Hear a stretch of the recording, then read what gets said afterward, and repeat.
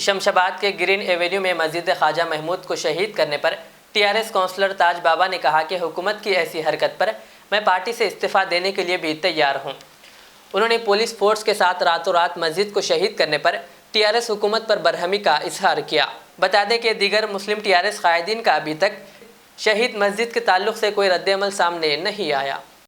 नुमाइंदा काउंसलर मोहम्मद ताज बाबा, बड़ी अफसोसनाक वाक़या हुआ। परसों 1 तारीख के दिन रात 2 बजे 2:30 बजे आकर, हम भी काउंसिल के मेंबर हैं, हमारे को भी इंटीमेशन नहीं देने की वजह से कलेक्टर स्पॉट पर आकर 800 पुलिस फोर्स सीआरपीएफ और लॉ एंड ऑर्डर की पुलिस को लेकर हम वहां पर मुकाम पर गए थे, मगर वहां से ही हमारे को वहां पर वो प्रोटेस्ट करने के बाद से गए तो हम मस्जिद बचाने के बाद से गए तो वहां पर ही हमारे को अरेस्ट करने के बाद से बोले अरेस्ट करे भी और दूसरे जो भी नुमाइंदे थे उन लोगों को अरेस्ट करें। अरेस्ट करने के बाद 6 बजे वो करे।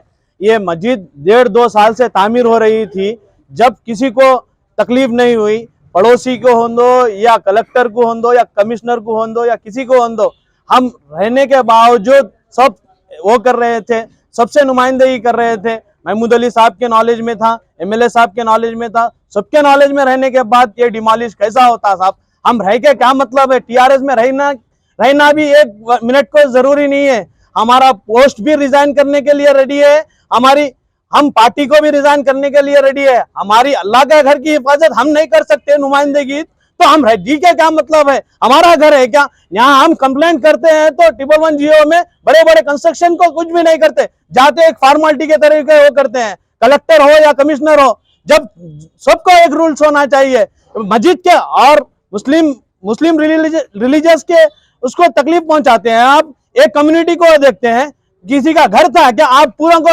डिमोलिश करने के से? यह बहुत बड़ी अफसोसनाक वाकया रंगारेड्डी डिस्ट्रिक्ट में, कभी ऐसा डिमोलिश नहीं हुआ।